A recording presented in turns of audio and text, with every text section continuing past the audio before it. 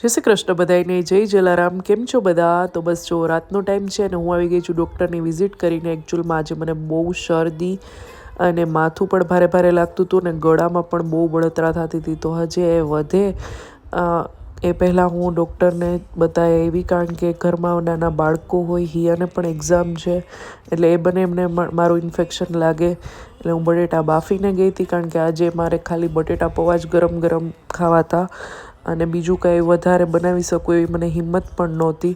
એટલે બસ ફટાફટ મેં ટમેટાં, ડુંગળી અને કાચી કેરી, મરચાં બધું સુધારી લીધું અને વઘાર પણ કરી નાખ્યો. કારણ કે આવું બધું હોય ને ત્યારે આમ કળતર પણ એટલું થતું હોય એટલે કાંઈ એટલી બધી ઊભું રહેવાની પણ તાકાત નહોતી મને.